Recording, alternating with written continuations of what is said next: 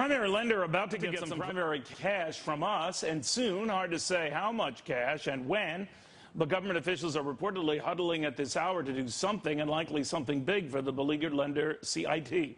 For good reason. Things have gotten so bad so fast that the CIT has hit the fan.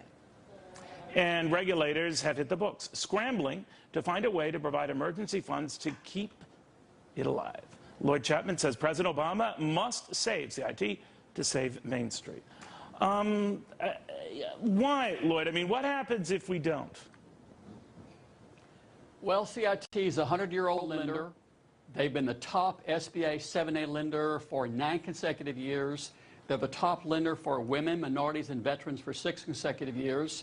And I think they've got just under 1 million companies that they're lending to. And with the economy the kind of state it's in right now, and considering the fact that small businesses are responsible for 95% of the new jobs and over 50% of the gross domestic product, I think it would be a real shame if we let CIT fail right now.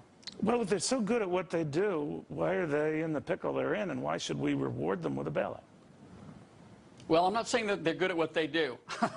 I'm saying that I think right now, with the economy and the kind of situation it's in right now, it would be unfortunate if a company like CIT, again, 100 years of expertise of loaning to small businesses, I just think it would be a mistake. And I think that a lot of financial institutions that really were less deserving of being saved than CIT have been rescued. So, by the way, I was against both of the bailout bills. I was against the TARP bill. But if we're going to use tax dollars to rescue banks, I'd want my tax dollars used to rescue the #1 lender to small business in the country. I'm a small business advocate. You can't blame me for feeling that way. Well, I understand where you're coming from, Lloyd. The genie's out of the bottle. You know, we rescue these other guys, so we're blurring the lines between who deserves these things and who doesn't. So if the others got it and some were questionable, you have to give to everybody. You see where I'm going here, though? It's such a slippery slope that, you know, it might be Bob's Bank next week, and Bob's Bank serves everyone who's named Bob or Steve or Al, right?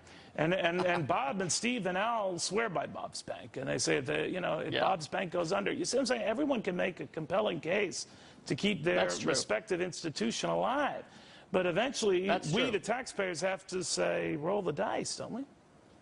Well, yeah. Again, I'm not a big fan of this. I was against it all along. I think our tax dollars are being squandered, by the way.